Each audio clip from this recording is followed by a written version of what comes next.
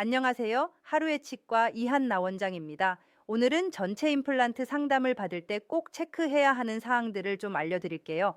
전체 임플란트를 해야 하는데 병원마다 가격이 정해져 있지 않아서 어떻게 결정을 해야 할지 모르는 경우가 많습니다. 차라리 의료보험처럼 가격이 딱 결정되어 있으면 좋겠는데 비보험 진료 항목이다 보니 병원마다 천차만별로 차이가 나고 있어요.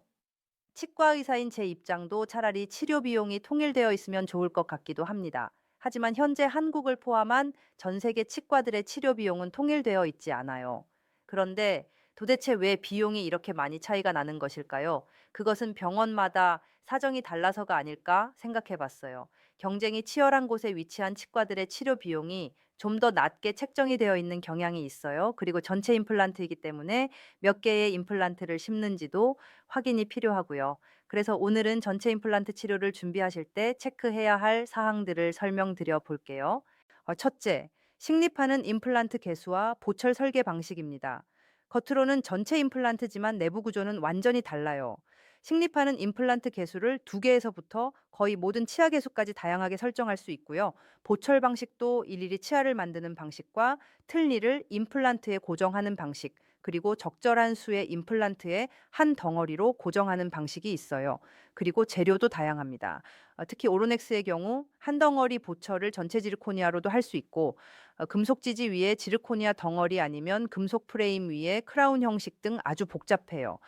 일일이 환자가 다 알 수는 없어도 간략하게 사진이나 영상 등으로 설명을 듣는 것이 중요해요. 전체적인 치료인 만큼 치료 후 문제 가능성을 최대한 줄일 수 있는 방법의 선택이 추천됩니다.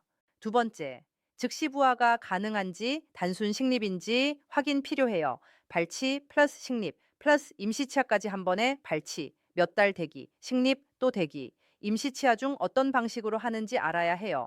즉시 부하를 하려면 초기 고정력, 수술 정확도, 디지털 시스템 등이 모두 갖추어져야 하거든요.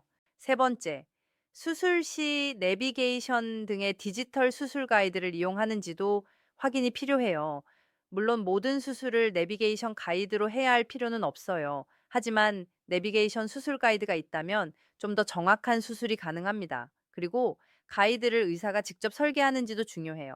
회사에서 만들어 오는 방식은 의사가 주도적으로 임플란트 위치를 결정하는 방식이 아니기 때문이에요. 네 번째, 치료비에 포함된 것과 별도인 것을 확인해야 합니다. 총 치료 비용에 어떤 것들이 포함되어 있는지 아니면 어떤 것들이 추가적으로 비용이 드는지 확인이 필요해요. 주로 뼈 이식, 임시치아, 보철 업그레이드, 내비게이션, 수면 마취 등이 추가적으로 들 수 있기 때문에 미리 확인을 꼭 해주세요. 다섯 번째, 수술하는 의사의 전체 임플란트 경험을 따져보면 좋아요.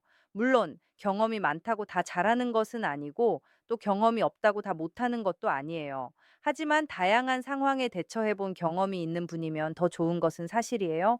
임플란트 시술 경력도 중요하겠지만 전체 임플란트를 얼마나 많이 다양하게 해 보았는지, 그리고 그 결과들이 어떤지, 어려움에 봉착했을 때 어떻게 해결해 왔는지를 알 수 있다면 그 의사가 치료에 진심인지 알 수 있을 것 같아요. 이렇게 해서 간단하게지만 전체 임플란트 준비하실 때 고려해야 할 사항들을 알려드렸네요.